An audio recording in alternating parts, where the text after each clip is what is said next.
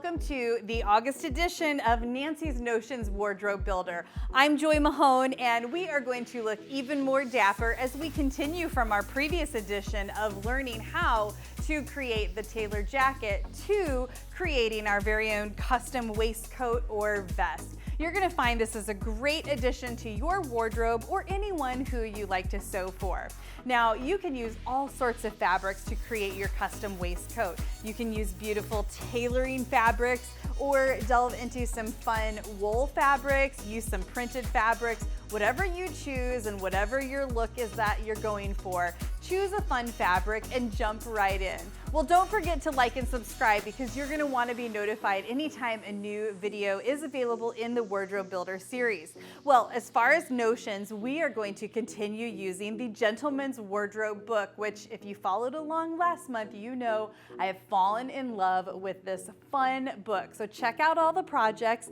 It's a simple project, so you're not going to need a ton of notions. You're probably going to want a tracing wheel, of course, some sharp scissors, your Metler Metrazine thread, tracing paper, a lining, and your fashion fabric. That's really about it. We are going to feature how to create the welt pocket on a waistcoat. We're also going to explore lining a garment and a few other techniques along the way. Well, let's head over to the cutting table and get started.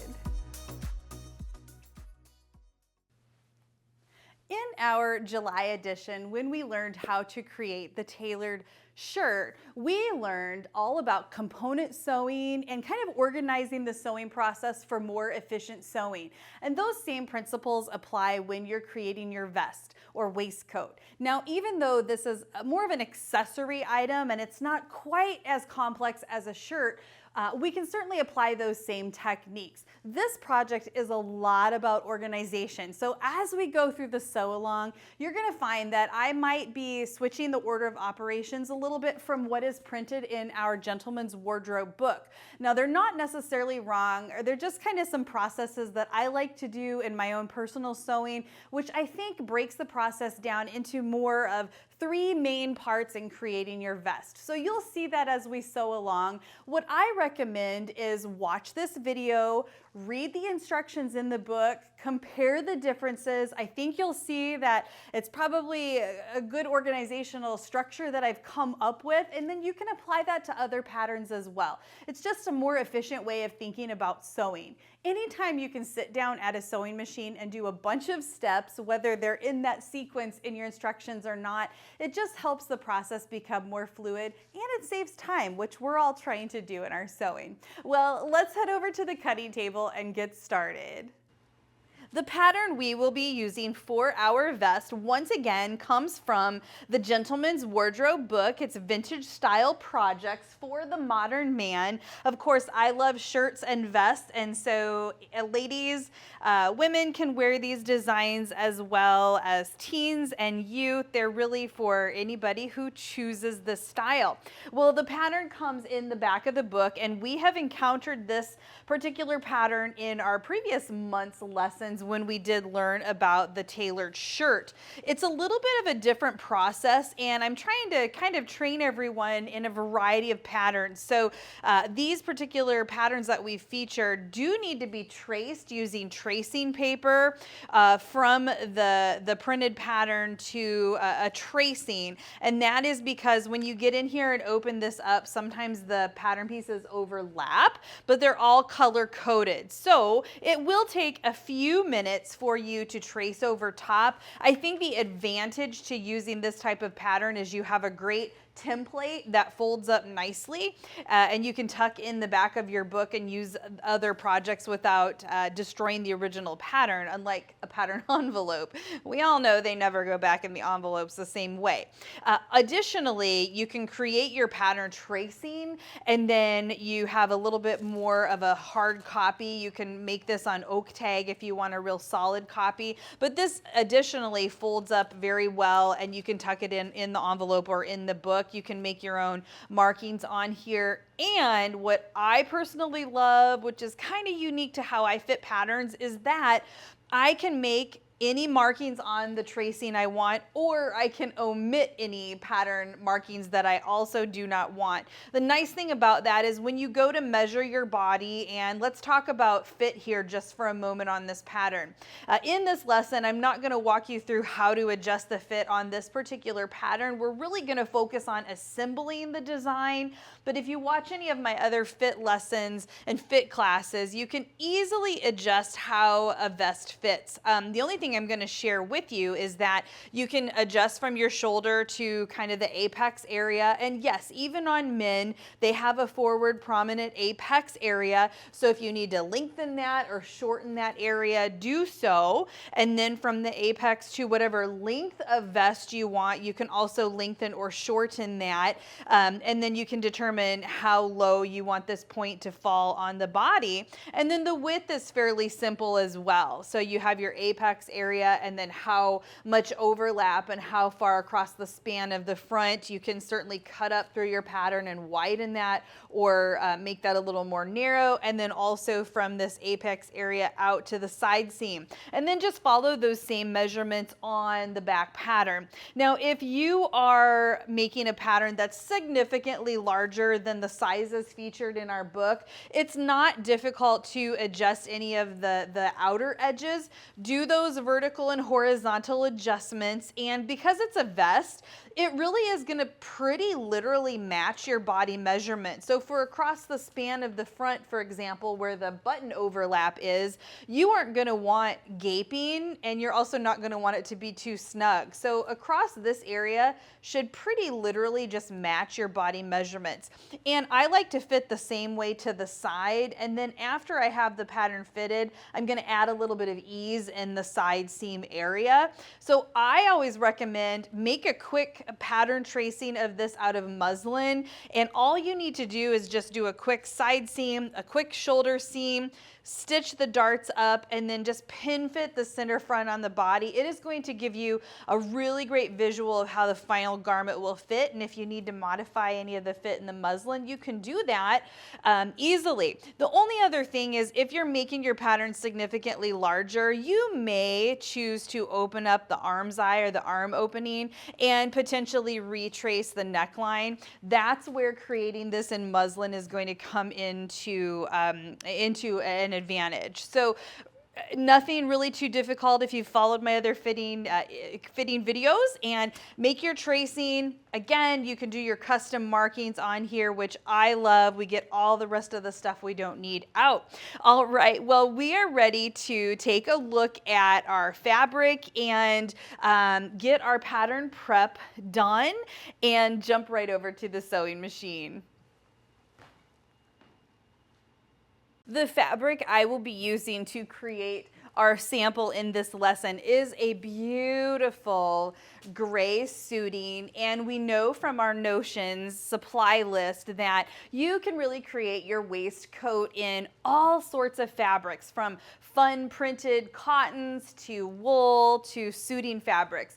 Really, you can suit this to whatever look that you are going for.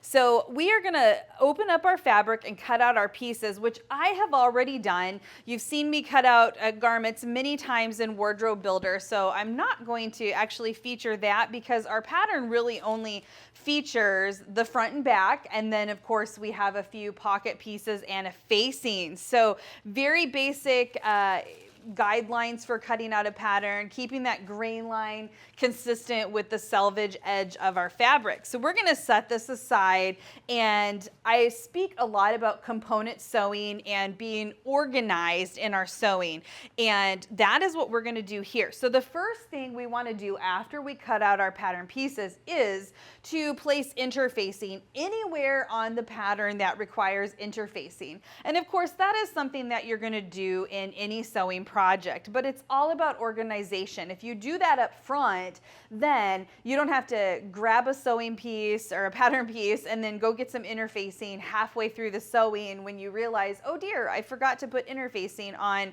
a pocket. So first thing you should do after you cut pattern pieces out for any garment is place that interfacing on the garment. Now, I did use a fusible interfacing. I'm going to do a fairly loosely tailored garment today.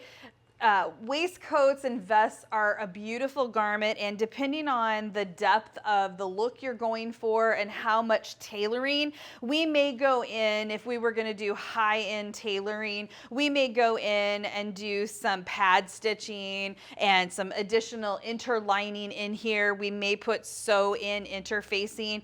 All of those are wonderful things, so I just want you to be aware that depending on how your garment's going to be worn and how in-depth of tailoring you want to get, you can make this a very couture experience. Or what we're going to do here is just kind of cover the basic process for sewing, which is going to give you a beautiful quality garment.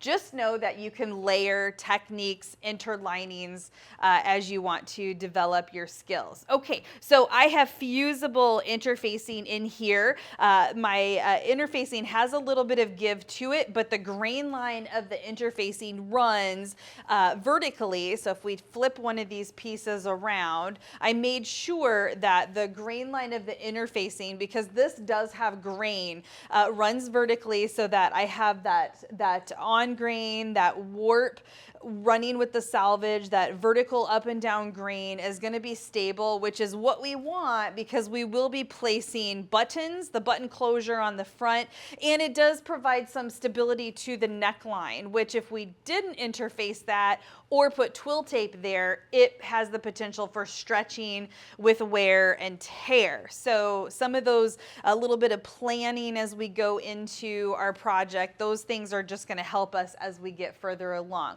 So make sure you interface those pieces. And then we also have the welt pattern pieces, which also require interfacing or interlining, whatever you want to call it.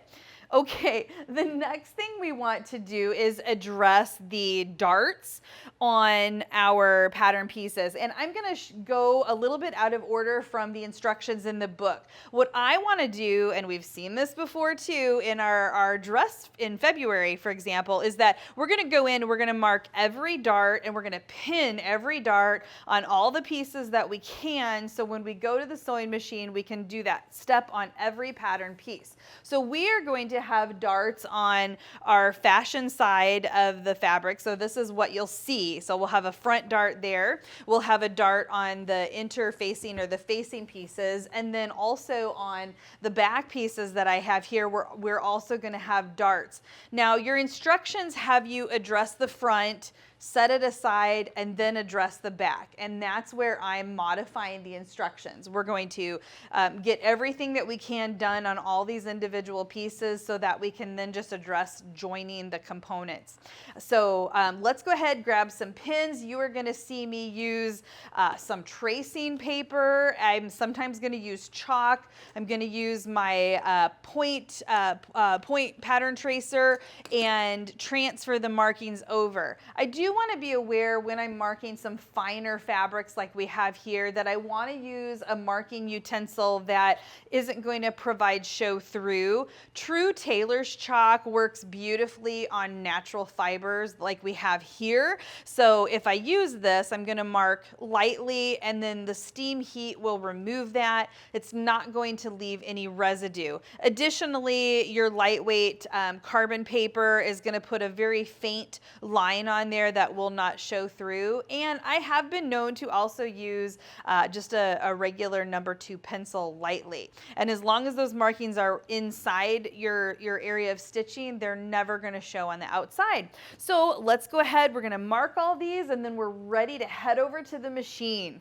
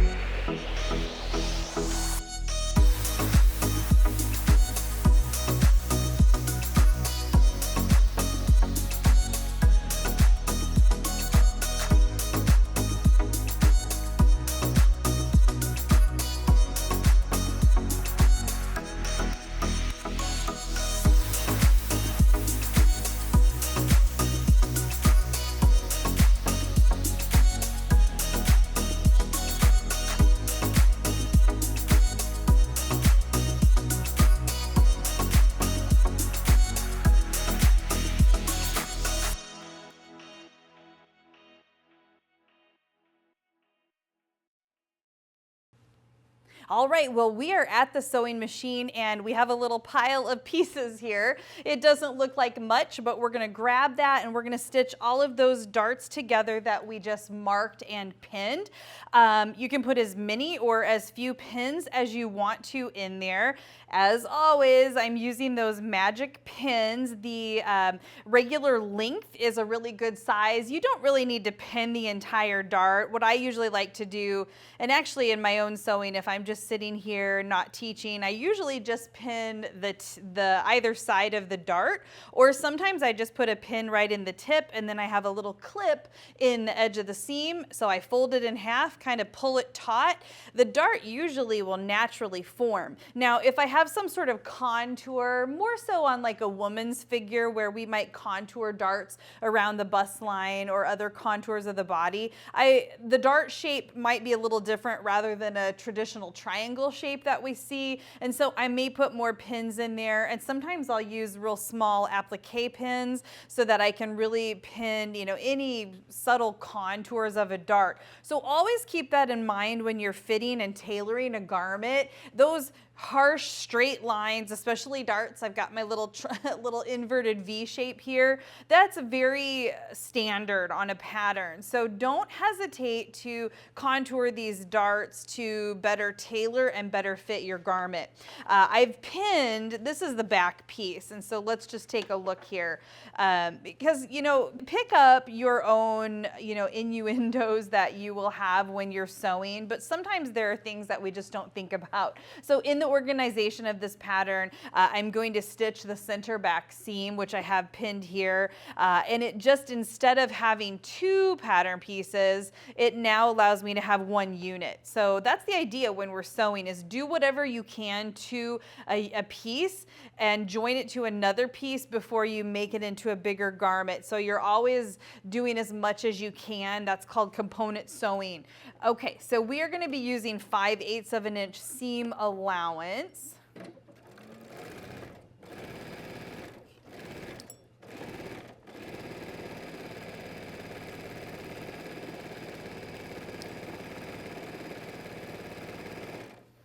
I'm stitching down the center back seam. One thing about contouring and fitting the lower back of the body is that there is a lot of curvature to the spine on most people, and so you'll find a lot of garments that have a seam going down the back that it's just like a straight seam.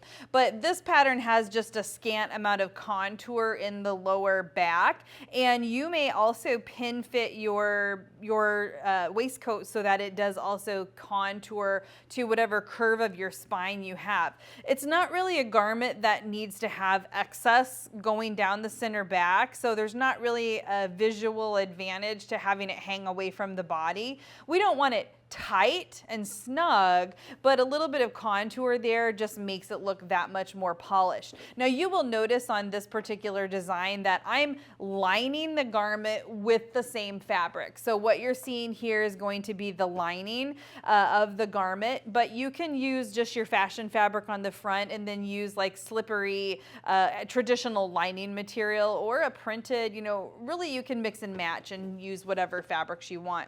Okay, we are going to knock out these darts. So we've encountered this before. Do you start at the tip of the dart or do you start at the base of the dart? And there are situations where I would never start at the tip of the dart, but this one, I'm going to start up here. It's a stable tailoring fabric, so I'm going to back stitch right up here. I'm not going to tie off the tip of the dart. I know that can be a little controversial. In more delicate fabrics, you would tie the knot off, but a waistcoat is a garment that will get some wear and tear from being around on the body, so I don't want the top of those darts popping out. I also know that due to the nature of this fabric, once I press it, it's going to press this dart shape beautifully, so I don't have to worry about the back stitch affecting anything visually either. So if it doesn't affect it visually, then I am going to rely on function, and I would rather have a back stitch tip of the dart than a hand knotted one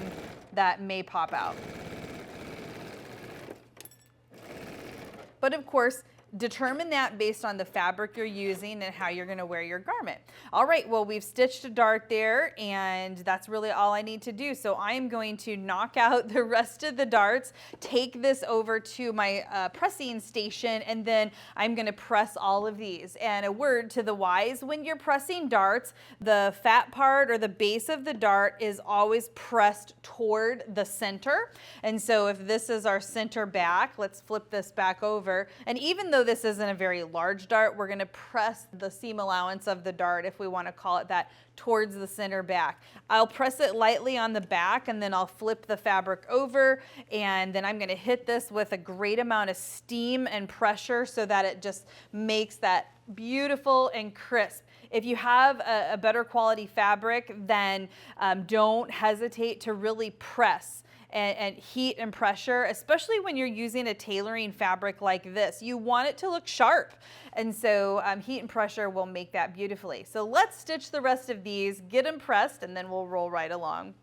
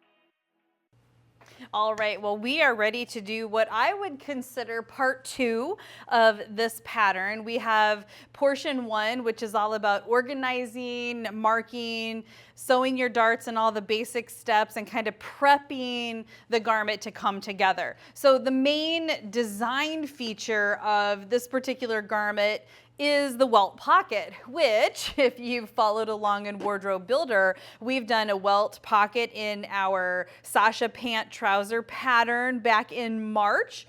And we're going to really kind of bring that skill to the vest. I think this is an easier welt pocket. So if you've done that one, you will have no problems at all stitching out a welt pocket on here. And I love the welt pocket in a garment, and you can use the same pattern pieces that you have for this on a jacket or other garment. So you can just kind of take this and run with it. So what we're going to do here is, again, we're going to kind of go a little bit out of order in the pattern instructions. So we have things like the actual welt pocket. There'll be 2 because you'll have one on each side. This is the welt that you'll see on the outside of the garment.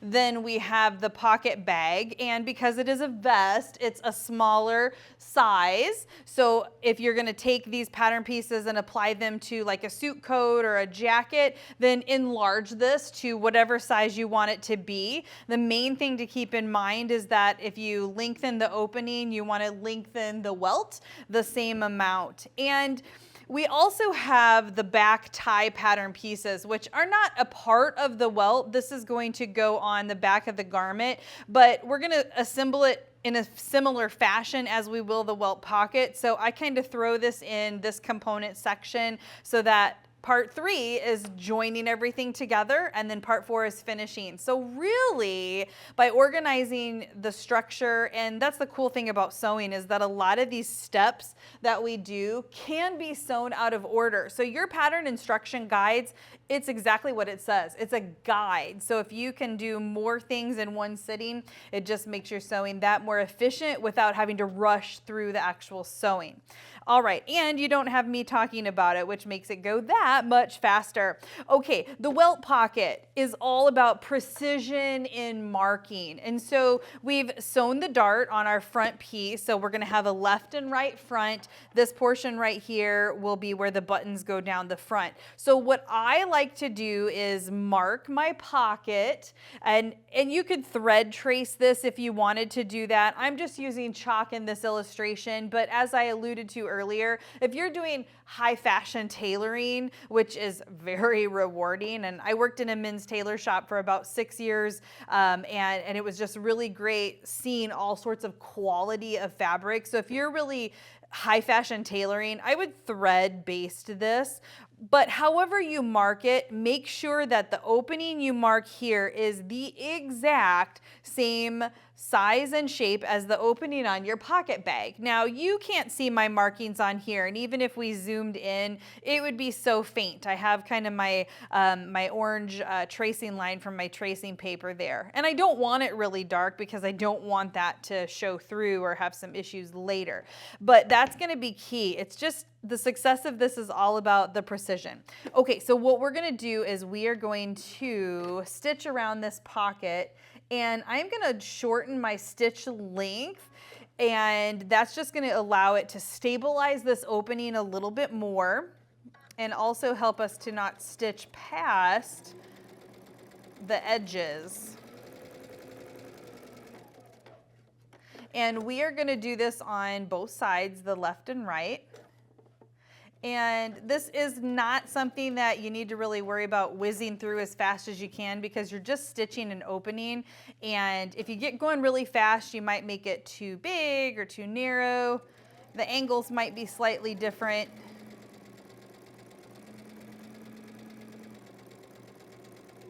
And again, you can thread baste this if you choose to do so. You could do a longer stitch if you had the intention of pulling these stitches out after you attach the welt pocket. So that's an option as well.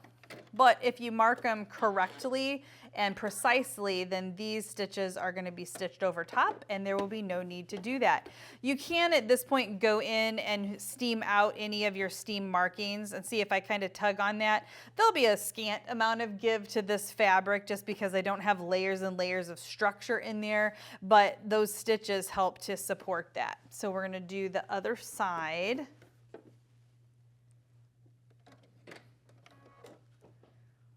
I think when you're making a detail like this, it might feel like you're doing just steps in a pattern, but really this is where some of the art of sewing comes in. And sometimes we get in a hurry to, like, I just want to sew something really fast because, you know, we're in a hurry, a fast-paced society.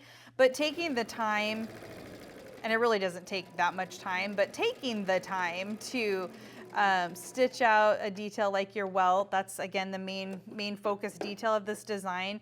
Really, this is where you want to practice your skill, because you want to be able to do this again next time even better than you did the first time. And really, that's what we're doing in sewing. Every time you do something, you get better and better. I'm the same way. All right, I'm going to set that aside, and real quick, I am going to stitch. I'm going to lengthen my stitch length back to the normal amount. And what we're going to do here is we are going to stitch down the sides of the welt. And pay attention to the seam allowances that are marked in your pattern, because a lot of times you're going to use 1/4 of an inch seam allowance on the edges of these welt pockets. So if I were to make this too short, then it would be shorter than the opening that I just stitched.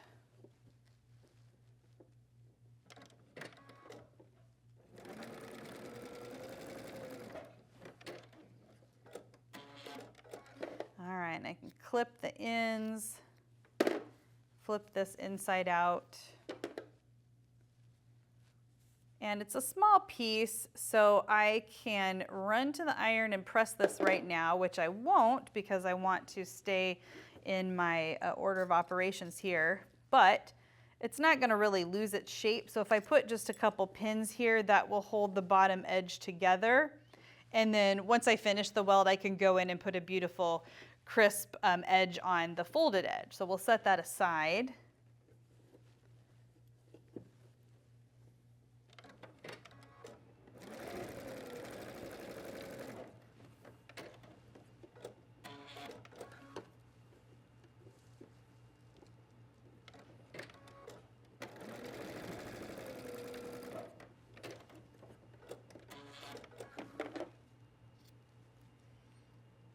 I may hold the left side up to the right and just make sure that they're the same size. So the one that I have turned inside out, I can hold right next to the one that I haven't turned inside out.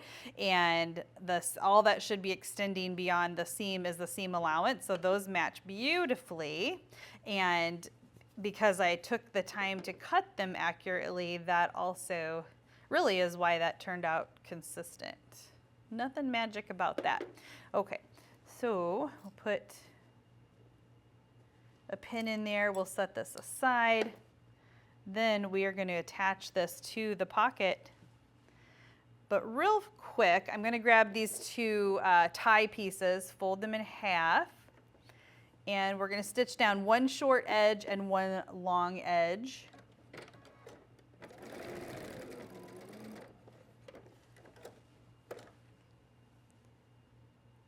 And I just like to do this now so that when I go to the iron and press this welt, once it's all done, I can have this pressed and then I can pin it into the back lining piece, and then we're ready to join all the pattern pieces. Rather than having to stop, come back to the machine, make this little piece, press it, it's just done.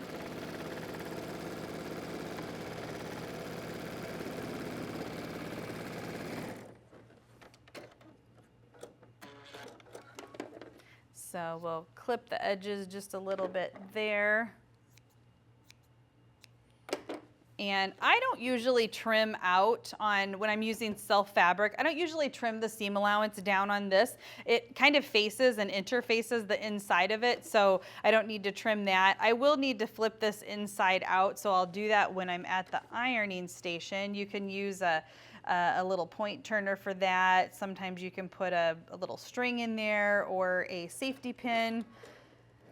When I was little, I dressed a lot of Barbie dolls and turned a lot of Barbie doll pants and sleeves inside out, so I pretty much kind of have it mastered by just like tucking my little pinky in there and pushing it through. So whatever works for you.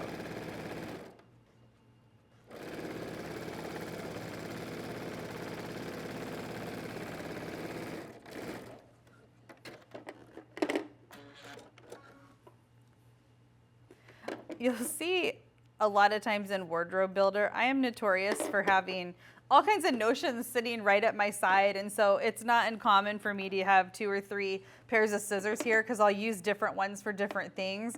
And so these little bit longer Bordeaux scissors I love for having right by my machine to trim seam allowance, and sometimes I use the little nippers just for thread nipping or clipping the corners. So who knows where they'll end up.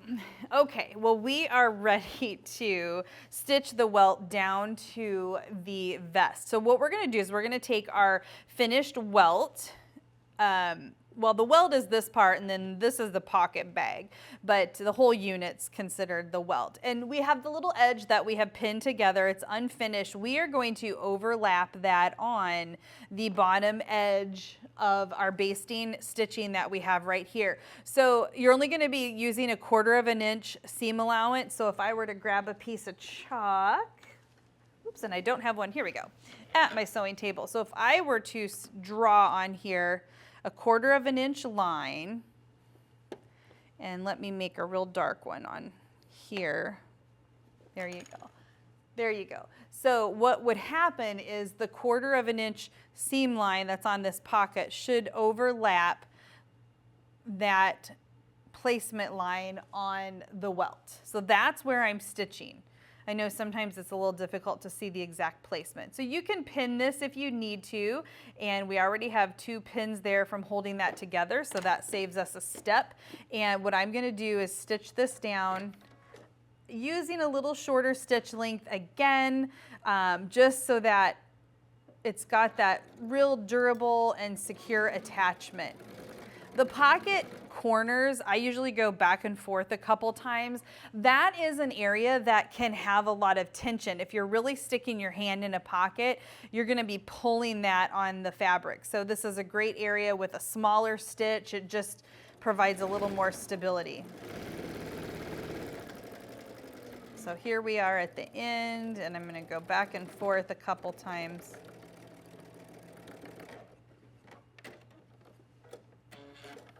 Let's repeat on the other side.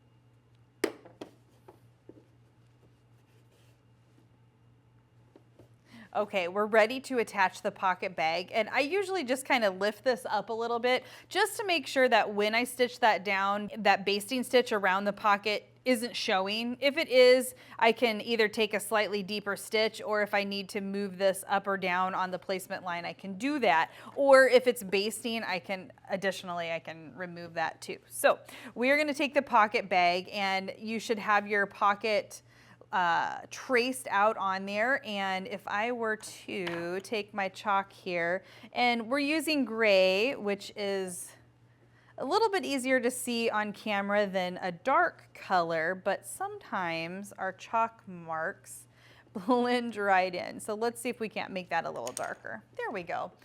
So you can kind of see that here. And so what I have is the tracing of the pocket, and I am going to place that right over top of the tracing that's on the pattern. So when I stitch this, the bottom line of the pocket bag is going to lay right over top that row of stitching that I just made. So if I place this on here, and if I were to fold it, that will go through that same row of stitching, because then this pocket bag is going to get tucked inside, and then this pocket flap is going to be pressed up and stitched down. So all of the bag is going to be on the inside. I know sometimes it's kind of nice just to visualize and see exactly what it is that we're stitching. And this is one area where, again, finer tailoring, I will go in and hand stitch this down. I'll baste it, and then I'll just double check that everything is exactly where it needs to be. It is a little nicer and a little more accurate, but I'm not working with layers and layers of difficult fabric here, so it's really just a few layers. So I can see through the lining, so I pretty much know, where I'm at, where I'm stitching. Everything kind of lands in the right spot. So I'm ready to go. So I'm going to stitch across the top first, and we are going to stitch all the way around this opening.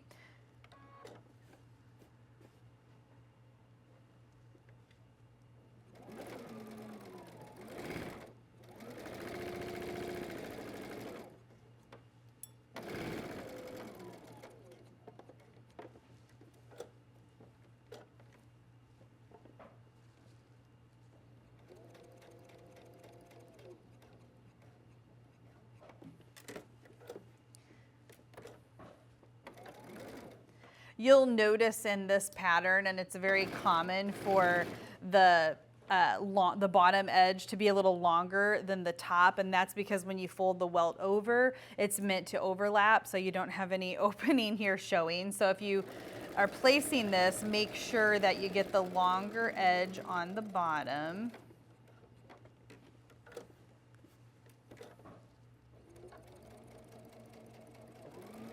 There we go.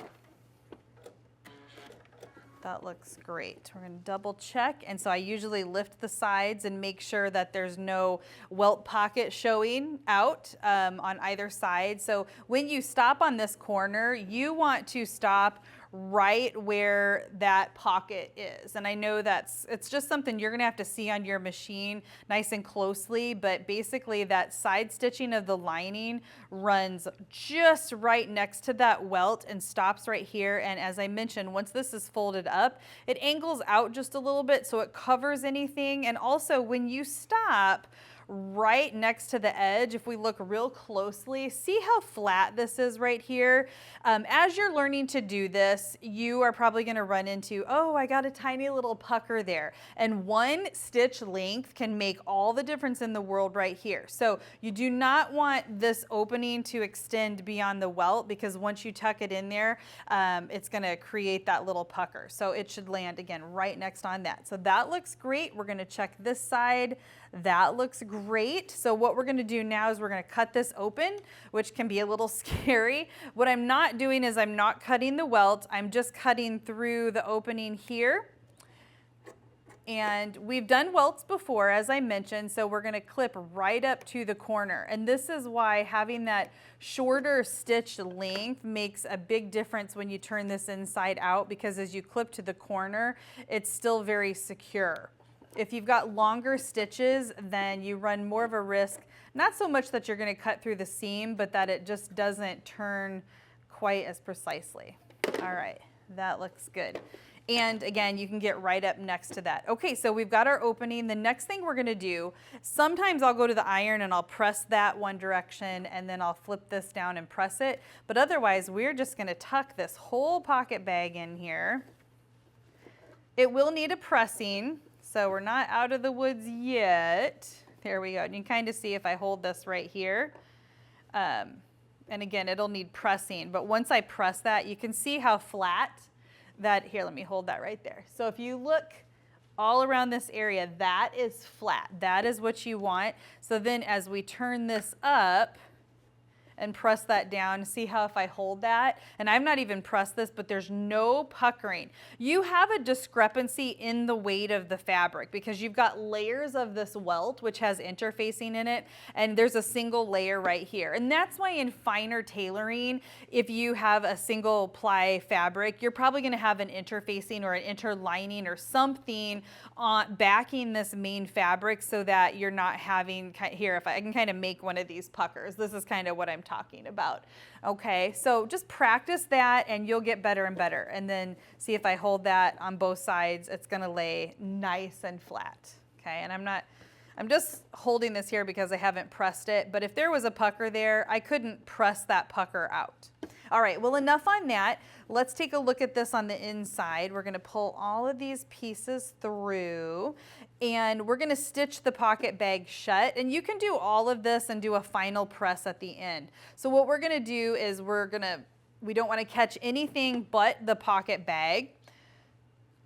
So we're gonna put this under our sewing machine and we're gonna start right up here, making sure that we're not catching any fabric. And if you wanna hand stitch that a couple stitches, sometimes I'll do that just to make sure that I get the placement. And then we're gonna stitch all the way around here. Then you can always go back and then start here and stitch up to making sure that you're not catching anything. But we will stitch this shut, then we can flip it right side out, take it to the iron and press everything nice and flat. So again, it's kind of one of those things you can do all the steps. You want to press, but you don't necessarily need to press every step as you go, because in this case, it's not providing a huge advantage. It's nice.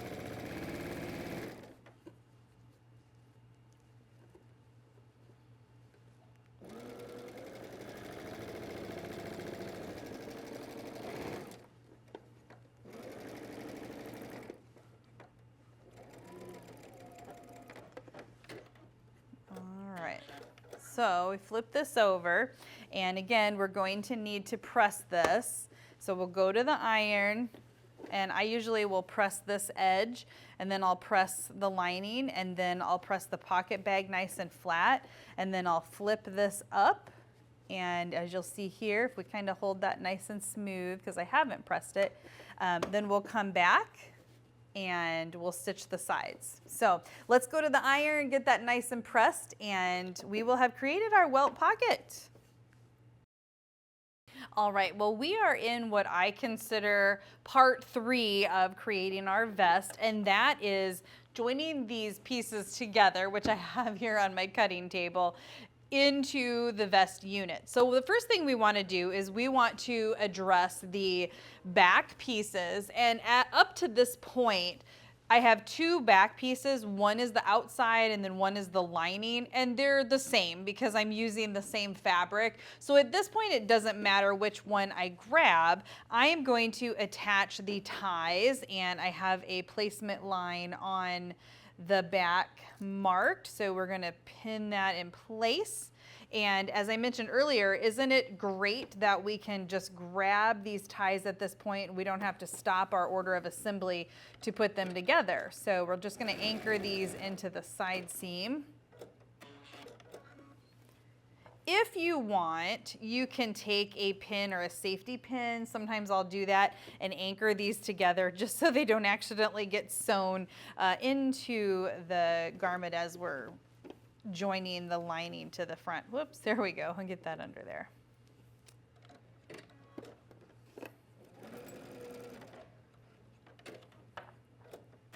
All right, so one less little piece. It's now part of this unit.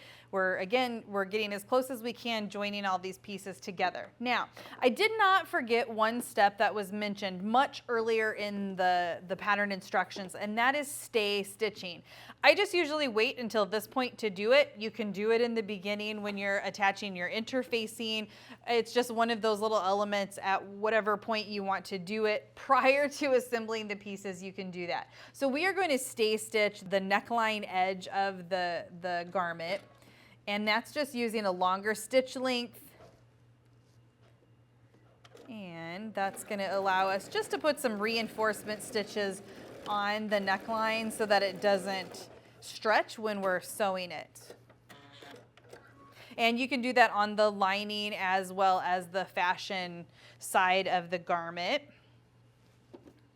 If you've placed interfacing and done fusible interfacing or some form of interfacing, that is helping to prevent some stretch. So you may be able to omit the stay stitching if you've interfaced, and also if you are going to understitch the front. So again, options, we always have options in our sewing.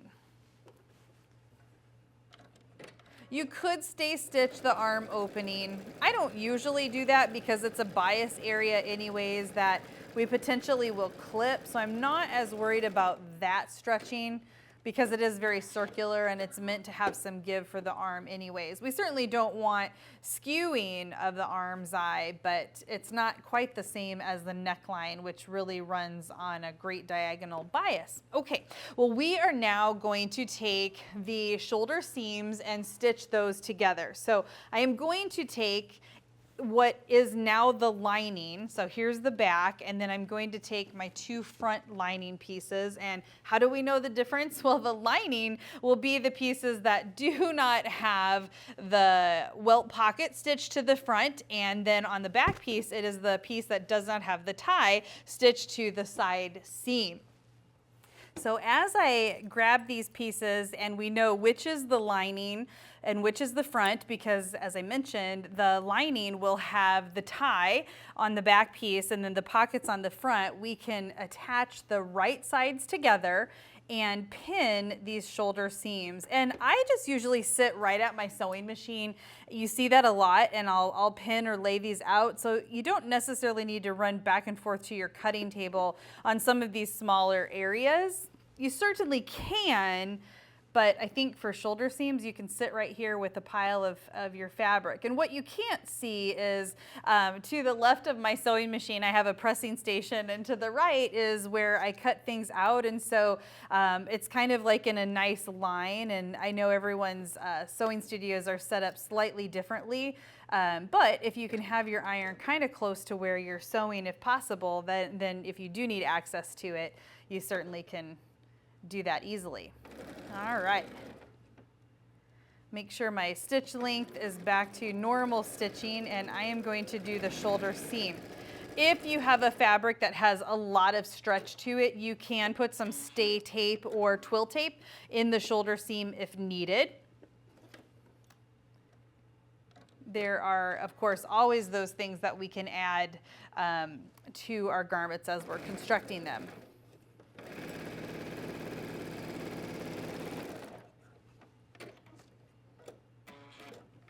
All right, so we've got shoulder seams, and the only thing we're going to stitch at this point is the shoulder seam. So we're down to a back lining piece. So we're going to set that aside, and then we are going to grab our fashion piece, or the part of the garment that will be seen on the outside. And again, we know this because we've got the ties there, and we are also going to take our pocket pieces and place them right sides together and line up the shoulders. And stable fabric, so you may not need to put, sometimes I'll just put one pin there just so if I slide it off the table, it doesn't fall off. And here is our adorable welt pocket. Let me put my little hand in there so you can see that. And what I did was I top stitched down the side of the pocket to anchor that. You can top stitch with your machine, or you can do that by hand. And you can also use decorative stitches on your machine. So embroidery, whatever, monogram. I've actually done some adorable vests for weddings where I've done a big monogram, I've done the name, I've done the words groomed, I've just a variety. So vest really can be a fun garment. Okay, so we are going to now go to the iron. We're getting close. We're down to a back portion and a front portion that we have on the machine here. We'll join them together, and then we have one vest. So that's, you can kind of see this is a good project too, where we're really just joining pieces, bringing them together. So we've got part 1, part 2, part 3, and then finishing. Okay, so we are going to press these, and I did not plan this at all, but there's a faint pinstripe pattern in this fabric, and because I was really more focused on the steps of sewing, I didn't take time to really line up the pattern because it's very faint and you won't be able to see it, but accidentally I've lined up the stripes, so that was kind of neat too. I wonder if the other side, yeah, and the other side's pretty close too. So anyways, so that's a layer in the quality of your garment too. As you start to learn how to sew something, which is our goal here, you can then apply those advanced tailoring, and then of course apply customizing your fabric. So for example, if you were using a fabric that had like a herringbone or some sort of smaller detail, a plaid, then you definitely, and plaids are pretty obvious, like it would be obvious that you would need to line those up. So that is something that you can add to your sewing as well. So I'm pleasantly surprised with that. Okay, well, let's iron this. The next thing we're going to do is we are going to lay this out flat, and we are going to take the back piece right sides together. We're going to lay it on top of this design, and what we're going to do is we're going to pin all the way around. So we're pinning 2 layers together to make a sandwich. I'm not going to pin down the side seams because our next step is stitching all the way around this vest or waistcoat, but the areas we are not going to stitch are the side seams, because this is where we're going to turn it inside out. All right, well, let's go iron our shoulders, pin these 2 together, and then we'll be back to stitch all the way around. All right, well, we have this all pinned together. We are ready to stitch basically around the whole vest, leaving these side seams open because that is how we will turn it inside out. I do want to point out that there are several orders of operation for sewing a vest together. So some, if you're working with a different pattern, some patterns may leave an opening in the bottom edge of the vest. I do that a lot when I do more true tailored vests, so I kind of do it in the same fashion as I would a suit coat. Some people will have you leave leave the center back seam open, and then you can stitch the side seams and then close that. That's an option as well. So you might run into that. Neither one is right or wrong. It's just, again, options. Okay, well, we are going to stitch all around this using our 5/8 of an inch seam allowance, and then we're going to pull it out from the machine. We'll trim the edges, clip any curves, then we'll turn it inside out. We can understitch at that point, and then we'll head off to finishing.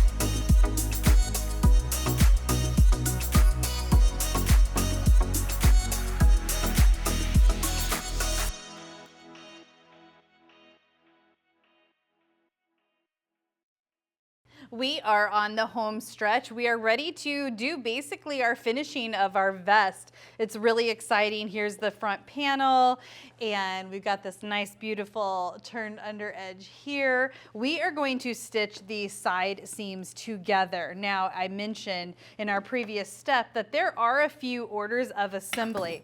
We want to do what's going to look nice. So what we don't want to do is simply put right sides together and just, in essence, stitch a seam. You will see that in lower quality, ready-to-wear garments. The advantage to doing that, and your seam would be on the inside, the advantage to doing that would be that you could easily let it in and take it out. So if you're doing costuming, that might be appropriate. If you're doing vest rentals for weddings, then you can take it in and let it out. But ideally, what we want to do is we want this to look like a flawless seam. And so right now, our side seams, in essence, are a circular opening. So we have the front and the back, and then we also have the circular opening on the front and the back here. And this is actually pretty easy to do. You can reach in from the other side, or you can do one side and then go to the other one. And let me kind of explain what I mean. What I like to do is match up. So if you kind of open this flat, you'll see that this is the underarm seam right here. So front of the garment, back of the garment on either side of the seam. Let me hold that there. What I'm going to do is I'm also going to take the corresponding seam and make sure that you have the corresponding seam so that when we sew this, whoops, let me move my arm. When we sew this together, that we have this opening like we have here. So we are going to match the underarm seam. And if you literally lay one seam right on top of the other. One seam allowance should press one direction and the other seam allowance will press the other direction. You can put a couple pins in there to hold it if you like. And I always use this as my starting point. This, because it's circular, it's not really an area that you can pin the entire seam. So I challenge you to try this without pinning. If you were consistent in your seam allowance, then the length of these will be exactly the same. So there's not really any way to mess it up. So what we're going to do is, we're going to sew a circle, but as we stitch, we're going to kind of rotate the fabric. So we're going to get this under the machine.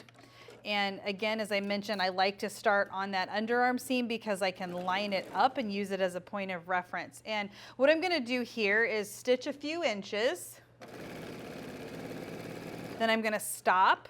And then what I'm going to do is basically kind of shift what I just stitched out, and then I'm going to pull more fabric towards me. I'm always making sure that I'm not catching anything under here, okay?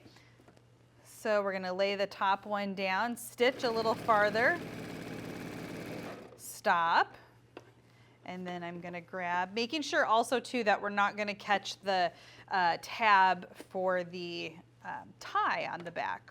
So we're coming to the bottom edge, and so as I get to this point, this is the bottom seam allowance right here where the garment is lined. So those are laying nicely. And you'll know if you get to this point and your bottom edge isn't lined up and they're not touching, you will know that you have one side of the side seam that's longer or shorter than the other. So you'll need to stop and then adjust your seam allowance either in the underarm or right here. But again, if you're careful in your measuring and your marking, you won't have that. Okay, so as I get to this portion, it's really important that I make sure that the tie is laying flat, that I don't kind of catch it kind of funny in the seam. So that's going to lay nice and flat. We're almost done.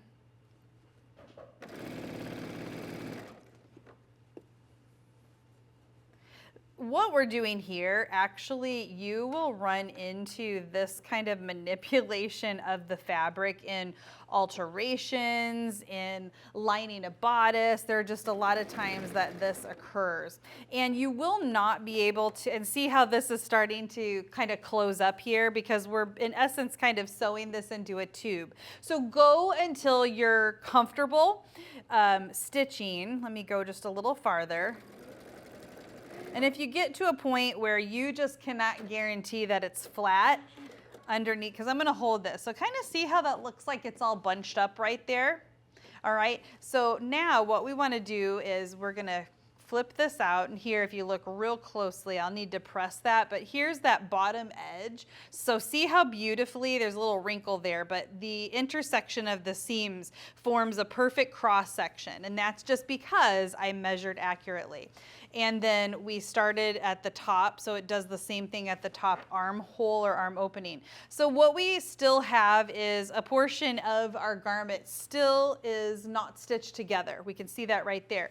So what I'm going to do is I'm going to reach in from the other side seam, and I'm going to, in essence, kind of stitch this closed from the inside. So I'm going to reach in, grab this seam allowance, and I just need to connect the dots from here to the top edge. So and here's that circle. So basically what we were just stitching, let me get that there, wiggly. What we were just stitching is this circular portion right here.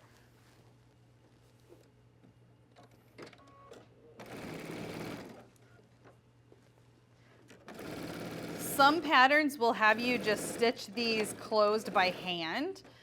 But if you can get your machine in there, why not? So now if we kind of punch that back through or push it through, we'll need to iron this, of course. And the nice thing about sewing that in a circular fashion is that the seam allowance will lay nice and flat one direction or the other. So I'll have to, like I said, go in there and press it, but you can see that that is our side seam. That's the outside of the garment, and then, or whoops, I did that backwards. That was the inside, and then this is our outside of the garment. Now, we still have, and I know it looks like I'm kind of flopping fabric around here because we are getting ready to connect. Okay, so we have one more side seam to stitch together, and we can still do the same technique that we just did by joining an edge. We'll only be able to sew this closed so far before we have to turn it to the inside. So what I recommend is start at the shoulder or at the underarm, and then start on the lining side, form the circular seam, go down the front of the fashion side of the garment, and then wrap around to about an inch or so.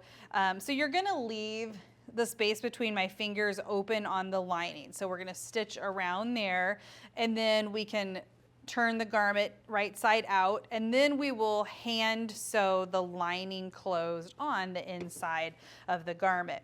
And that's the way our instructions kind of guide us to do that. An alternate option would be you can open the center back seam, and I mentioned this earlier, and then you can reach in there and sew this complete side seam exactly like the other one, and then you can go in and hand sew the center back lining closed. I do that a lot. I think it's a little bit nicer. It's not right or wrong. It's just a different order of assembly. So we're just gonna go with what we've got here, lining up that underarm seam. I'm gonna get a hold of it here. And again, this is not, it's because it's circular and the way you have to kind of manipulate it under the machine, you can't really pin the entire seam because the pins are gonna shift around and probably poke yourself. So you wanna be careful with that. So I just usually kind of pinch and hold that underarm seam together. And we're gonna go down that fashion side of the garment first. This is a skill. It's not hard, but if you can master closing garments like this, it helps a lot with altering clothing, because a lot of times when you're dealing with ready to wear, you're not able to completely open a garment. And so sometimes when you open a garment and you go to sew it back shut, you have an awkward open spot, and sometimes you want to get the machine in there to stitch closed as much as you can. All right, so now, okay, so what I've done is the only portion left is the lining opening. And so what I'm gonna do is I'm just gonna stitch up this as far as I can go without catching anything on the bottom side.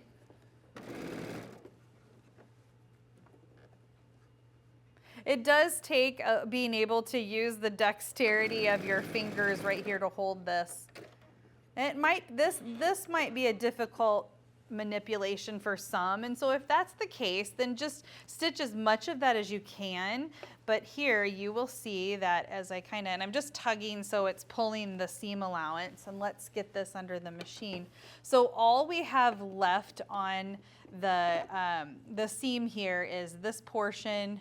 That's the lining. I can go hand stitch that shut. Another little trick that you can do is you can press that, and then you can actually pinch the lining.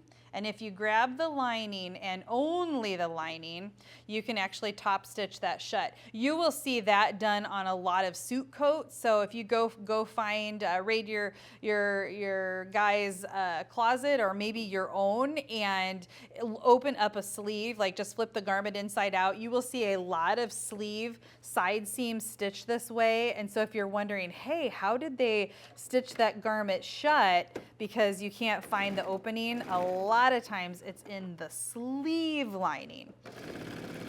And also in the factory, they aren't typically going to hand sew that shut. It depends on the quality and if it's a better bridge or if it's a designer line of clothing. So here I top stitch that shut. You will get a slight, not really a pucker, but where you stop stitching, you're gonna get a little bit of a hiccup there. If you press it, that will lay flat, and you won't see that on the outside of the garment. So I will run over to the iron and press all this shut, so then that will lay nice and flat. And all that's left is to come back. We're gonna mark our buttonholes, stitch the buttonholes, attach our buttons, and we have created our own fashion vest.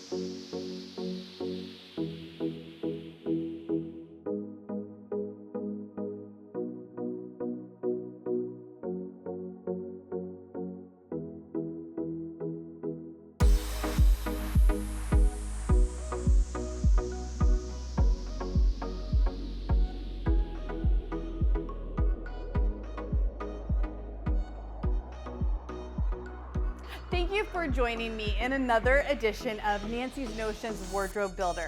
I can't wait to see what creations you come up with using your own custom fabrics and your wardrobe builder fabrics available over on nancysnotions.com. Well, don't forget to like and subscribe and post your comments below. Let us know how you like this video, and if you have any questions, post those there and we will answer those as well. Well, we'll see you next time in another edition of Nancy's Notions Wardrobe Builder.